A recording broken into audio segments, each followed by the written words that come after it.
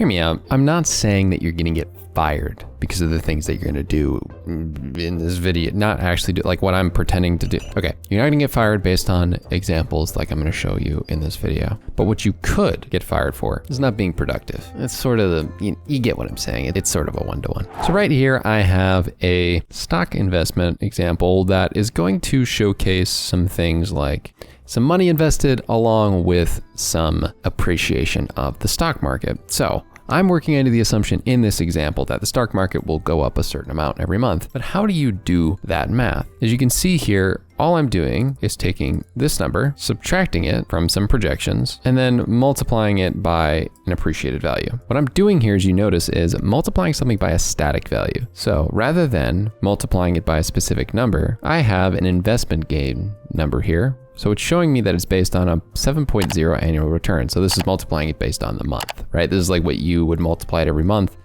to have some sort of projection be made. But say you were to make a projection with a static value in here. What if the static value changed? You'd have to manually input it in a place that is a little bit confusing. What I always recommend you do is that, and this feeds into the next example, you multiply things by static values in other cells. Because for example, it can easily be a place where you understand how these are working together with different formulas that you have on a Google Sheet or an Excel sheet. But say for example, I didn't have these cash signs here and I just did this and I was doing a growth projection for something. And then here, this value changed.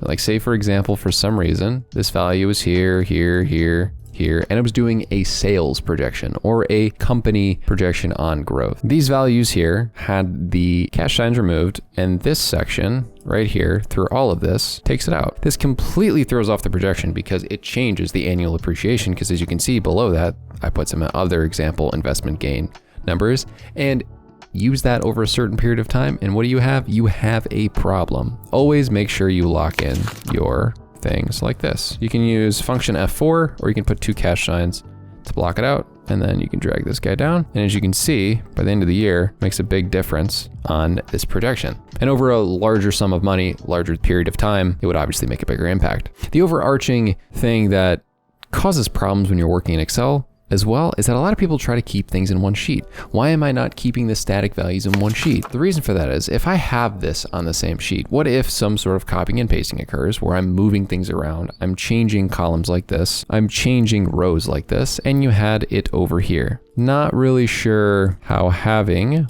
them here for quick reference actually helps my circumstance. Because say, for example, I deleted this column or this row, and it was multiplying these numbers, for example, to this static value of P2 locked in. Completely throws off the formula. Then you got to figure out where it is. You got to do a bunch of rework. It's not worth the effort to do rework. Save time by locking in formulas, keeping things on different pages, and having static values on other pages, rather than using manual math inside of calculation. If you like this tutorial, check out more ones like this one on how to improve your productivity even more.